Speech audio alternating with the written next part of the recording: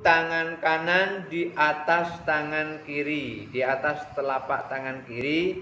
Taruhlah itu jari tengah ketemu dengan jari tengah. Jari tengah ketemu dengan jari tengah, terus diusap. Ingat, yang sini belum kena tangan, jadi debunya masih utuh. Jadi seperti ini. Seperti ini. Yang ini belum kena nih. Seperti ini. Terus ke bawah sampai ke siku. Sampai ke siku. Sampai di siku, ingat ini belum kena nih, yang ini belum kena, yang ini belum kena nih, karena yang ini kan, nah belum kena yang itu.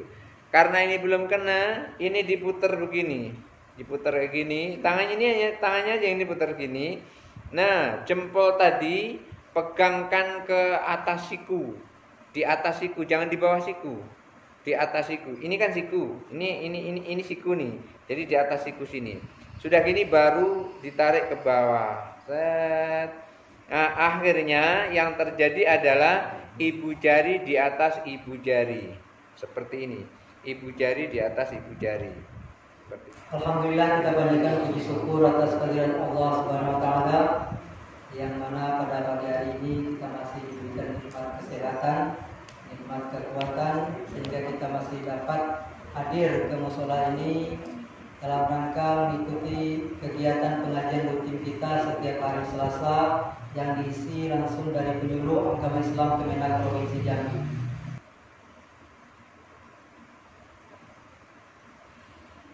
Assalamualaikum warahmatullahi wabarakatuh. Waalaikumsalam warahmatullahi wabarakatuh.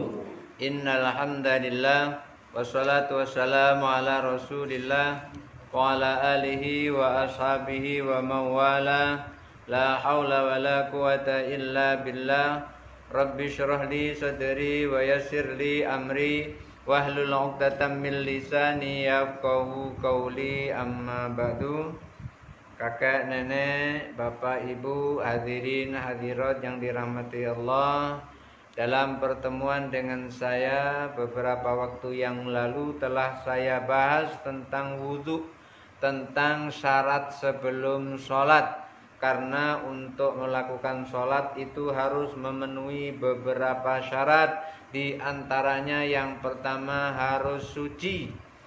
Salah satu untuk menjadikan diri kita ini suci untuk menjalankan sholat adalah berwudhu.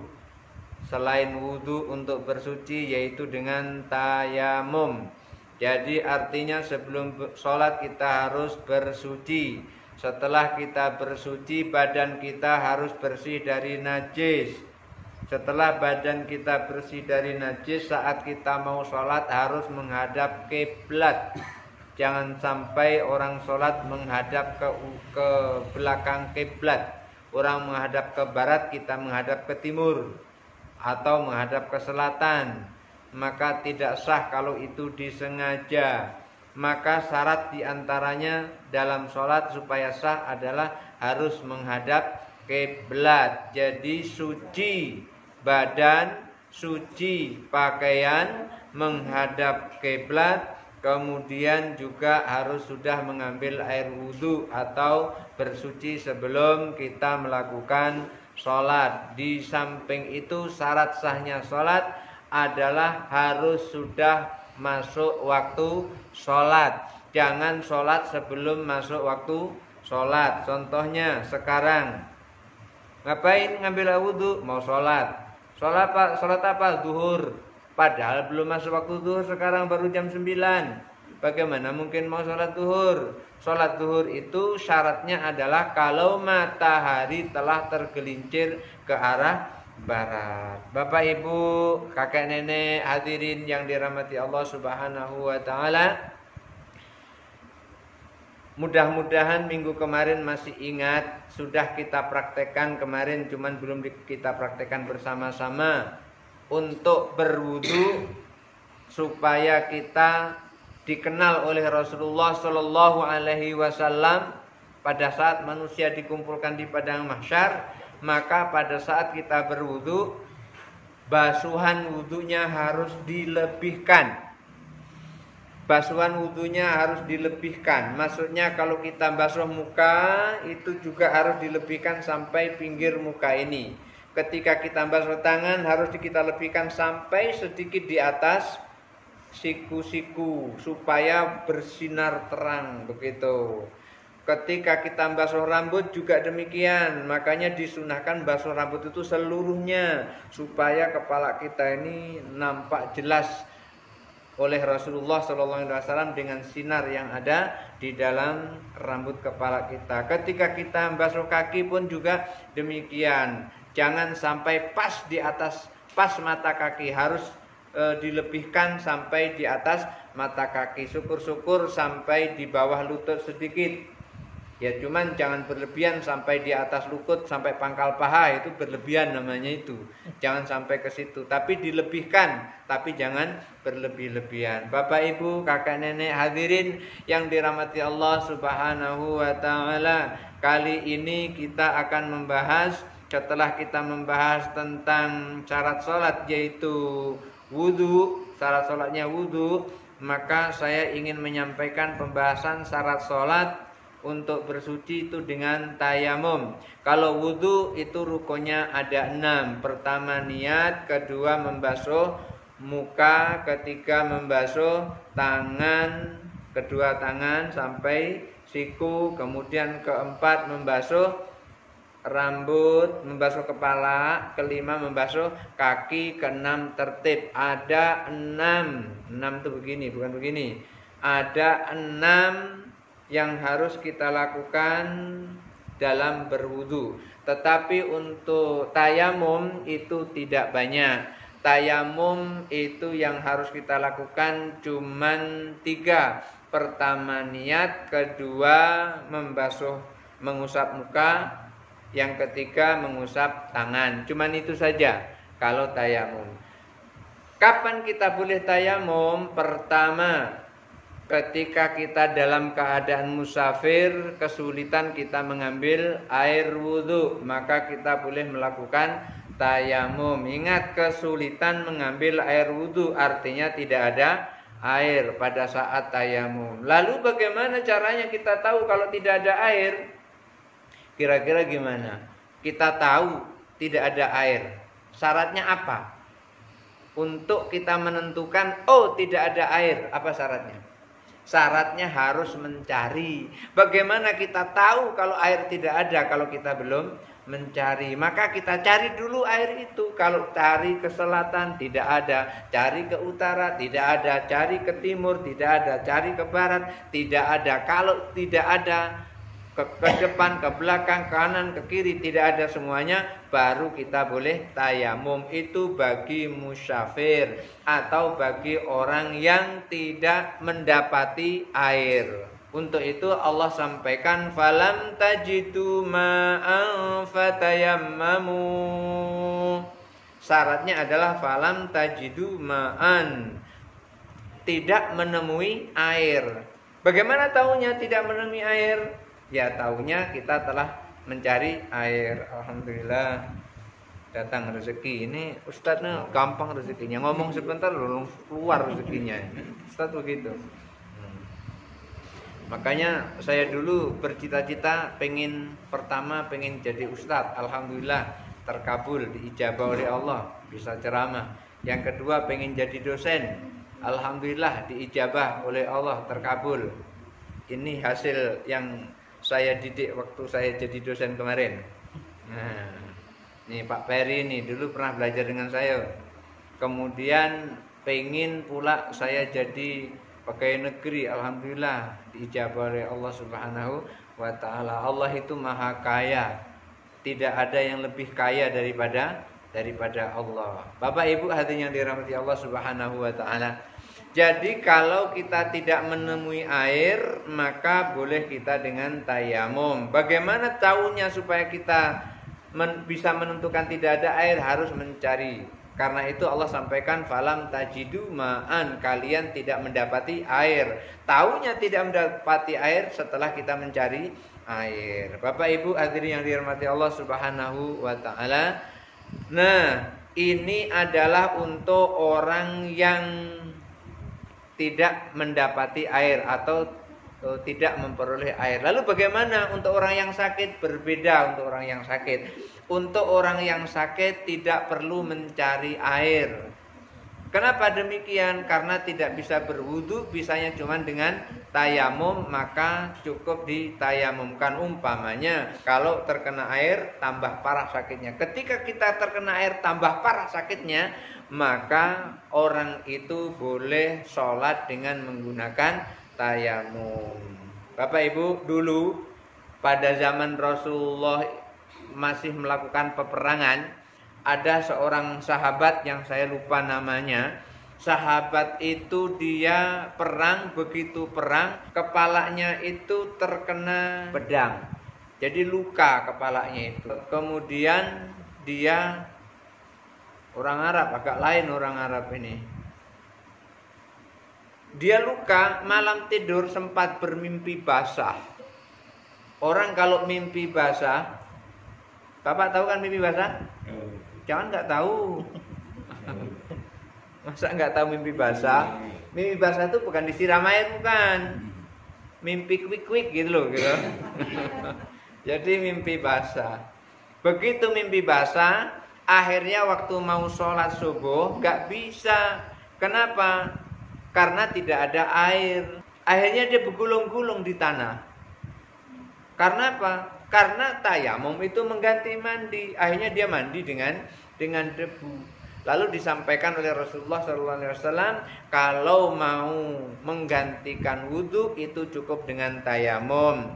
Tayamum itu cukup membasuh muka dan kedua tangan. Kedua tangan itu ada yang mengartikan kedua telapak tangan, tetapi kalau Imam Syafi'i mengartikan kedua tangan itu ya dari ujung jari sampai ke siku. Itu kalau Imam Syafi'i memaknai kedua tangan itu.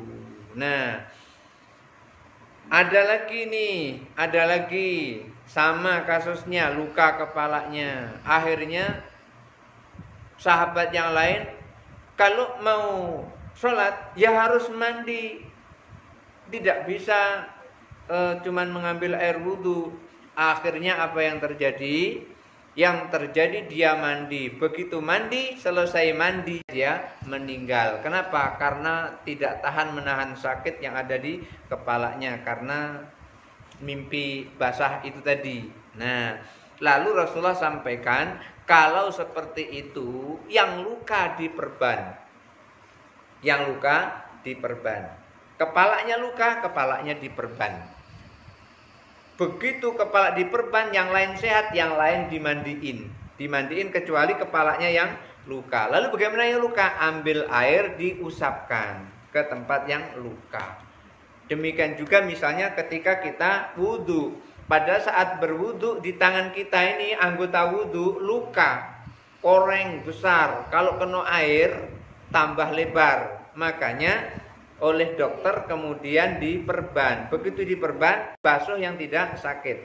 Begitu yang tidak sakit ini dibasuh, yang sakit ini cukup dibasahi tangan kita, kemudian diolesi, diusap. Tidak usah sampai dia basah. Itu Rasulullah SAW ajarkan. Daripada kasus yang pertama tadi, begitu mandi langsung mati, pilih mana kira-kira? Pilih mandi langsung mati atau pilih diusap saja, diperban dan diusap? Tentu kebanyakan kita akan milih diusap daripada milih mati. Karena mempertahankan nyawa hukumnya wajib. Ya kadang-kadang ada sih orang pengen hidup dia malah pengen mati. Ada kayak gitu kan? Dikejar polisi langsung masuk ke dalam kamar mandi minum Wepol, mati dia. Wepol diminum. Itu orang pengen hidup dia pengen mati, berarti itu ada masalah. Bapak Ibu hadirin yang dirahmati Allah Subhanahu wa taala. Jadi kalau kita tidak bisa mengambil air wudhu, kita boleh tayamum. Bagaimana tayamum? Prakteknya seperti ini. Kalau diniatkan begini, nawaitu tayammuma li ibahatis sholati lillahi ta'ala. Sengaja aku niat tayamum untuk membolehkan sholat karena Allah Ta'ala. Ada beda antara tayamum dengan wudhu. Kalau orang berwudhu 1 kali wudu bisa 2 kali sholat, bisa 3 kali sholat, bisa 4 kali sholat. Sekali misalnya ibu subuh itu wudu, bisa untuk sholat subuh, kemudian bisa untuk sholat duhur kalau belum batal. Bisa diteruskan untuk sholat asar kalau belum batal. Bisa diteruskan untuk sholat maghrib kalau belum batal. Bisa diteruskan untuk sholat isya kalau belum batal. Bisa diteruskan sholat subuh lagi kalau belum batal. Tapi apa iya 2 hari 2 malam gak tidur?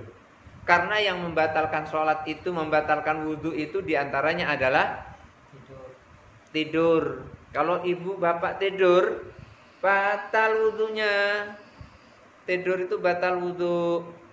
Tapi kalau ceramah ini tidur, tidak batal ceramahnya, nggak batal, nggak. Ceramah jalan terus. Kita wudhu itu bisa untuk 5 kali sholat dengan syarat tidak batal. Tetapi kalau untuk tayamum hanya boleh untuk 1 sholat fardu. Misalnya ini tayamum sekarang ini, kemudian setelah tayamum lalu sholat zuhur, maka nanti kalau mau sholat asar harus tayamum lagi. Mau sholat maghrib, tayamum lagi. Mau sholat isya, tayamum lagi. Mau sholat subuh, tayamum lagi. Untuk itu salah satu syarat sahnya tayamum harus masuk waktu sholat. Tidak sah orang mau sholat asar, tayamumnya sebelum masuk waktu asar.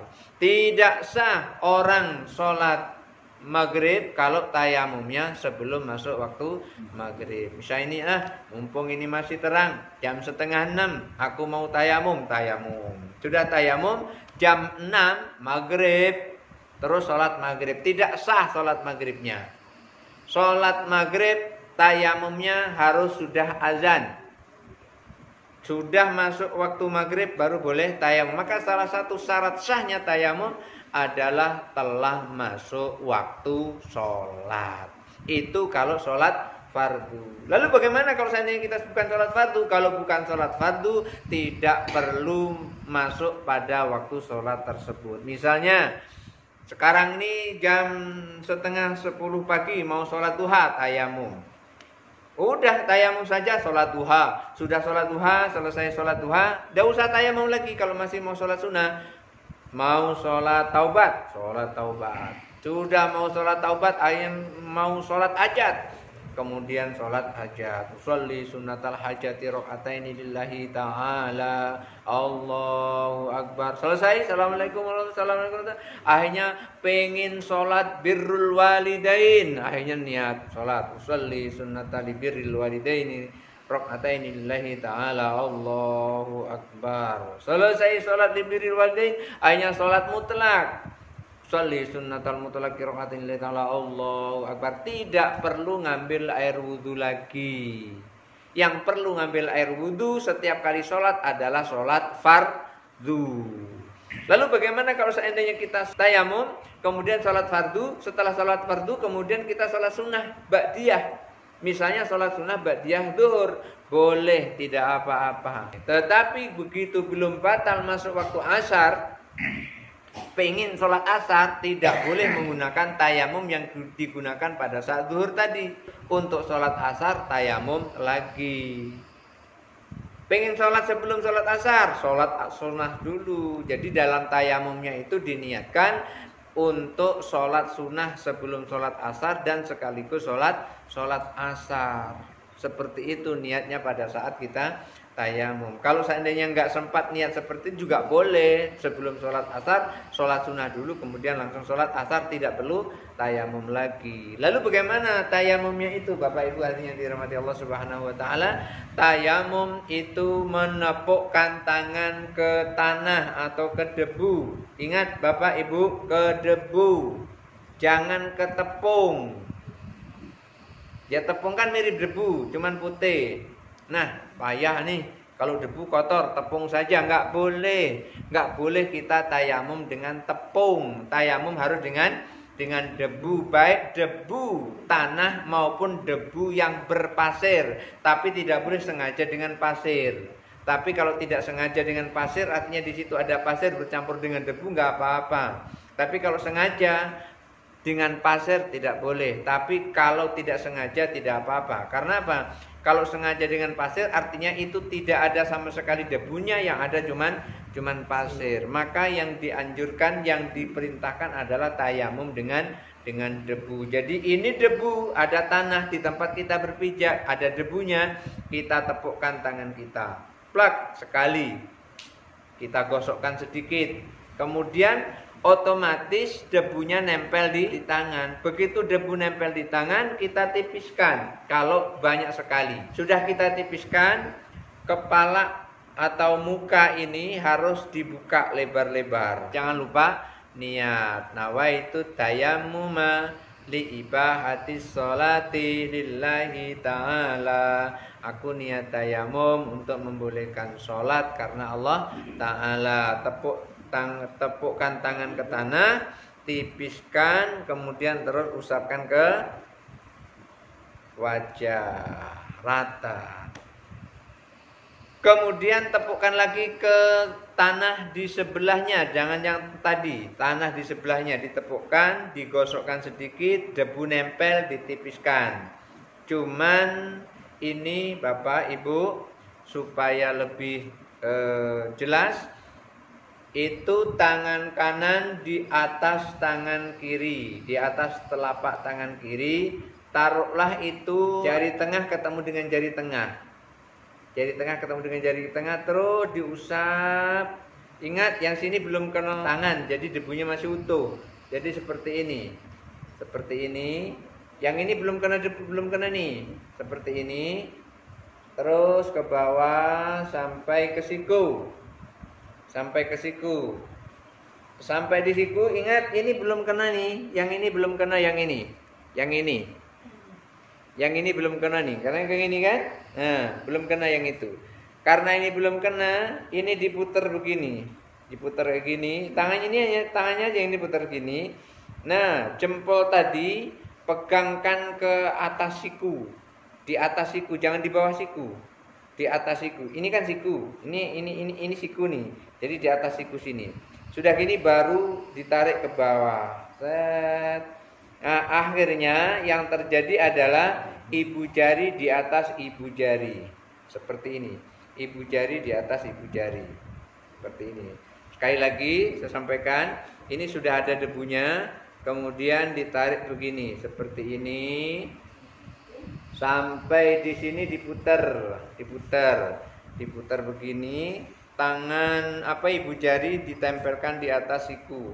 Terus diputar seperti ini, ibu jari di atas ibu jari.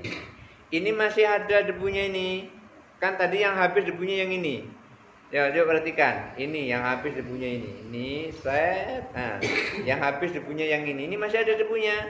Tidak perlu nempuk lagi. Jadi untuk sebelahnya sama prosesnya seperti tadi. Dari sini sampai ke siku, dari siku diputar terus ibu jari nempel di atas lengan, terus turun ibu jari di atas ibu jari. Itu yang diajarkan oleh Imam Syafi'i di dalam kitab Al-Muhadzab fi Fiqh Syafi'i karya Abu Ishaq Ibrahim bin Ali bin Yusuf Asyirazi jilid 1 cetakan DKI Darul Kutub Ilmiah. Begitu juga dijelaskan oleh Imam Nawawi di dalam Majmu' Syarhil Muhadzab yang menjelaskan tentang kitab Al-Muhadzab. Jadi untuk tayamum cuman 2 yang diusap, muka dan tangan, kedua tangan. Tentu kanan dulu, jangan kiri dulu. Lalu bagaimana kalau kiri dulu? Sah nggak tayamumnya? Tayamumnya sah, cuman nggak dapat sunahnya. Kiri dulu boleh, tapi nggak afdol, nggak baik. Yang baiknya adalah kanan dulu. Kenapa? Karena Allah tidak menyebutkan tangan kanan, Allah tidak menyebutkan tangan kiri. Yang Allah sebutkan cuman kedua tanganmu. Kedua tangan yang mana? Yang kanan boleh, yang kiri, yang kuli boleh. Cuman yang sunnahnya adalah kanan dulu baru kiri. Kalau muka itu bareng, tidak usah muka kanan, muka kiri. Ya ini yang kanan dulu, ini nggak usah. muka kanan. Muka ya semuanya ini, muka cuma satu, nggak ada muka kanan, muka kiri. Tapi kalau bahu ada dua, bahu kanan, bahu kiri. Maka kalau kita mandi wajib itu disunahkan untuk menyiram bahu kanan dulu, baru bahu kiri, baru tengah-tengah dari atas nih seluruhnya. Kenapa kok bahu kanan bahu kiri itu? Untuk menyeimbangkan badan kita terhadap suhu air. Kakek nenek, bapak ibu hadirin yang dirahmati Allah Subhanahu wa taala, wudu telah kita bahas kemarin. Sekarang kita bahas tentang tayamum. Jadi tayamum itu seperti tadi cara mengerjakannya. Dan tayamum hanya boleh dilakukan satu kali tayamum untuk satu kali sholat fardu. Mau sholat subuh tayamum, walaupun belum batal. Mau sholat duhur tayamum lagi, walaupun belum batal. Mau sholat asar tayamum lagi, walaupun belum batal lagi. Mau sholat maghrib tayamum, mau sholat isya tayamum. Tapi kalau untuk ibadah sunnah seperti sholat sunnah cukup satu kali tayamum. Jadi kalau untuk hal yang sunnah satu kali tayamum bisa untuk semuanya. Tetapi untuk yang wajib, untuk sholat wajib satu tayamum satu kali sholat. Dan untuk sholat wajib syarat sahnya tayamum harus sudah masuk waktu sholat. Dan syaratnya sah tayamum itu harus mencari air dulu bagi yang tayamum karena tidak ada air. Beda dengan orang yang tayamum karena sakit. Karena silakan Pak. Karena tayamumnya karena sakit tidak perlu mencari air. Kemudian apa yang membatalkan tayamum? Yang membatalkan tayamum adalah semua yang membatalkan wudu. Selesai tayamum, ada bom, tayamumnya batal. Habis tayamum, kakek sama nenek sentuh-sentuhan, batal. Kalau Imam Syafi'i batal. Habis tayamum, kemudian tertidur pulas, tidurnya terlentang, punggungnya di lantai, batal tayamumnya. Lalu bagaimana kalau tidurnya duduk seperti ini? Kalau tidurnya duduk seperti ini tidak batal, asal jangan nyandar. Kalau duduk seperti ini kemudian terus nyandar kayak gini, batal itu, nyandar ke dinding. Tapi kalau nyandar ke badan sendiri seperti ini, bertumpu pada kaki seperti ini, misalnya tertidur, tidak batal. Tapi kalau nyandar batal. Itu yang membatalkan tayamum adalah semua yang membatalkan wudu. Kemudian ketika bagi orang yang tayamum karena tidak ada air, selesai tayamum, belum sholat ini, tiba-tiba hujan deras, air banyak. Tayamumnya gimana? Gimana tayamumnya? Batal tayamumnya. Jadi hujan bisa membatalkan tayamum. Lagi kita tayamum nih, udah selesai, belum sholat, tiba-tiba hujan deras. Begitu tiba-tiba hujan deras, maka pada saat hujan deras itu tayamum kita batal. Langsung ngambil air wudhu, kemudian terus sholat. Lalu bagaimana kalau seandainya sudah tayamum, kemudian sholat nih? Begitu sholat dapat rakaat pertama, hujan deras, gimana sholat kita? Udah rakaat pertama, hujan deras, gimana sholat kita? Lanjutkan. Ada yang mengatakan lanjutkan sholatnya, ada yang mengatakan batalkan sholatnya, ambil air wudhu kemudian terus sholat. Jadi kalau seperti itu boleh dilanjutkan sholatnya, boleh dibatalkan sholatnya, kemudian ambil air wudhu kemudian sholat lagi. Yang seperti itu ada yang mengatakan seperti itu. Jadi pembahasan di dalam kitab Al-Muhadzab fi Fiqh Syafi'i itu sangat lengkap dengan alasan-alasan dan dalil masing-masing. Bapak Ibu hadirin yang dirahmati Allah Subhanahu wa taala, itulah seputar bersuci. Kemarin kita bersuci tentang wudu, sekarang kita bahas bersuci tentang tayamum. Bersuci tentang tayamum insya Allah telah selesai. Barangkali itu saja yang bisa saya sampaikan untuk kali ini. Insya Allah minggu depan atau bulan depan atau pas saat saya ngisi sini lagi, nanti akan kita bahas dulu syarat-syarat sholat selain wudhu dan tayamum. Selain bersuci, apa itu syarat sholatnya, syarat sholat supaya sholat kita sah. Mudah-mudahan ada manfaatnya. Adanallahu wa iyyakum ajma'in, wallahul muwaffiq ila aqwamit thoriq. Wassalamualaikum warahmatullahi wabarakatuh. Waalaikumsalam warahmatullahi wabarakatuh. Dan membayar wudhu air biasa. Misalnya sudah 3 kali kita siram, masuk perang lato gitu kita siram sampai. Oh gitu, ya paham. Lebih 3 kali jadi ya. Umpamanya kita berwudu, pada saat kita berwudu tahu-tahu ada yang merasa tidak rata atau merasa kurang, maka ambil air lagi diratakan, atau air yang ada di situ langsung diratakan seluruhnya, diratakan galo-galonya, diratakan seluruhnya. Ketika diratakan seluruhnya itu sampai kita yakin bahwasanya air telah merata. Kuncinya sahnya wudhu itu adalah kita yakin air telah merata. Makanya pada saat kita membasuh kaki, Bapak Ibu, sela-sela kaki ini, sela-sela kaki itu harus dibasahi, harus disela-selai seperti ini. Sela-sela kaki ini harus dibasahi. Lalu bagaimana kalau tidak basahi? Nanti yang akan nyela-nyelai Allah sendiri. Kalau kita tidak sela-selai, tidak yakin di sini basah, antara jari-jari kaki ini basah, nanti Allah sendiri yang nyela-nyelai. Disebutkan di dalam hadis begitu, Allah sendiri yang akan nyela-nyelai. Dengan apa? Dengan api neraka.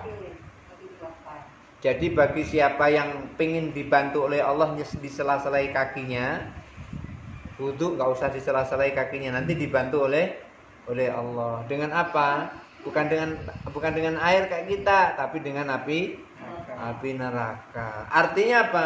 Kita disuruh meratakan air ke seluruh anggota wudhu, termasuk diantaranya adalah sela-sela jari. Sama dengan ketika kita membasuh muka atau membasuh tangan.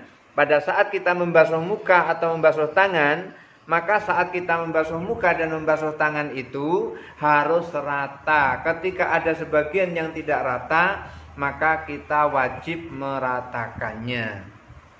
Untuk apa? Supaya nanti tidak diratakan oleh Allah.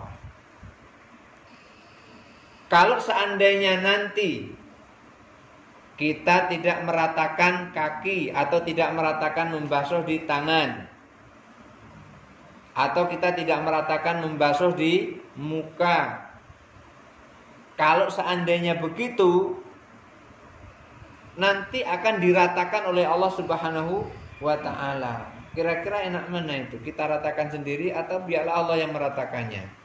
Kita ratakan sendiri. Kalau kita ratakan sendiri, anyep, dingin, adem. Tapi kalau Allah yang meratakan, panas. Kenapa demikian? Karena Allah meratakannya dengan api. Maksudnya apa? Supaya sholat kita sah, wudhu kita sah, sholat kita sah. Wudhu kita sempurna, sholat kita sempurna. Wudhu kita tidak sempurna, sholat kita juga tidak sempurna. Maka kita disuruh wudhu sempurna, disuruh tayamum sempurna, agar sholat kita sempurna. Sholat sempurna, maka Allah menghapuskan dosa manusia yang sholat dengan sempurna itu, dihapus dosanya juga dengan kesempurnaan. Jadi dosanya betul-betul sempurna dihapuskan oleh Allah. Ini baru tentang wudhu saja dulu. Nanti pembahasan sholat itu Masya Allah luar biasa nanti di sana. Apa manfaatnya sholat? Kenapa kok harus begini? Kenapa kok harus begini? Itu dijelaskan oleh ulama pada tahun 300-an Hijriah. Itu sudah lengkap penjelasannya. Jadi kalau ada orang sholat aneh-aneh, itu berarti dia tidak mengikuti ulama salaf. Walaupun dia mengatakan mengikuti manhaj salaf tetapi tidak mengikuti ulama-ulama salaf, itu artinya omongannya hanya berdusta. Bapak Ibu, kakak nenek yang dirahmati Allah Subhanahu wa taala, jadi kalau kita membasuh air wudu sudah 3 kali kok terasa masih belum rata, pertama ratakan dulu dengan tangan. Dari basah yang ada itu diratakan dengan tangan. Kalau merasa diratakan dengan tangan belum rata, ambil air lagi, kan air banyak. Yang tidak boleh itu membuang-buang air. Harusnya 1 gayung itu cukup 1 tangan. Akhirnya 1 gayung tidak cukup untuk 1 tangan. Untuk 1 tangan harus sampai 3 gayung. Itu namanya mubadzir. Bagaimana yang lain nanti? Yang lain tidak dapat air wudu walaupun air banyak. Maka kita disuruh untuk menghemat air. Kenapa kok harus menghemat air? Semakin banyak air yang kita pakai, semakin banyak pula bayarannya ke PDAM Kota Jambi. Mentang-mentang kita nggak bayar, makanya sebanyak-banyaknya. Gitu Bapak? Datuk? Paham tuh Jupri? Mungkin ada lagi Datuk Nenek yang mau ditanyakan, baik masalah wudu, tayamum dan lainnya, disilakan. Udah pas, Nek? Tuh? Pas. Udah pas, mungkin ya cukup kita tutup dengan doa. A'udzu billahi minasyaitonir rajim. Bismillahirrahmanirrahim. Alhamdulillahirabbil alamin. Hamdan hamidin, hamdan syakirin, hamdan naimin, hamdan yuafi ni'amahu wa yukafi mazida. Ya Rabbana lakal hamdu kama yanbaghi li jalali wajhikal karim wa 'azimi sultanik. Allahumma shalli ala sayyidina Muhammad wa ala ali sayyidina Muhammad. Salatan tunjina biha min jamil ahwali wal afat wa taqdilana biha min jamil hajat wa tutahhiruna biha min jami' sayiat wa tarfa'una biha indaka ala darajat wa tuballighuna biha aqsal ghayat min jami'il khairati fil hayati wa ba'dal mamat. Allahumma ighfir lana dhunubana wa liwalidayna warhamhuma kama rabbayana shighara. Allahumma tawwil umrana wa sayasadana wa qdi hajatana wa qdi ramwalana wa wasi' arzaqana warzuqna min adlana tasibah bin nasi ajmain. Allahumma ij'alna mahbubina fi qulubil mu'minina wal mu'minat wal muslimina wal muslimat wa bashirna wa balighna wa bil ghina ila mi'atin wa 20 sanatan wallahu khairun hafidha wa huwa arhamur rahimin. Allahumma khtim lana bi khatimatis sa'adah waj'al lana minal ladzina sabaqat lahumul husna wa ziyadah bi jahi sayyidina Muhammadin sallallahu alaihi wasallam hadis syafa'ah wa ala alihi wa ashabihi dawi siyadah wa sayyidina bil abbasi qadir bal yabni malkana dzil istiqamah wa sayyidina wadil azam sayyidina syamsul qadir jilani dzil karamah. Rabbana atina fid dunya hasanah wa fil akhirati hasanah wa qina adzabannar wa adkhilnal jannata ma'al abrar ya aziz ya ghaffar ya rabbal alamin. Wa sallallahu ala khairi khalqi Muhammadin sallallahu alaihi wasallam wa ala alihi washabihi ajmain. Subhana rabbika rabbil izzati amma yasifun wa salamun alal mursalin walhamdulillahi rabbil alamin. Taqabbalallahu minkum minna wa minkum taqabbal.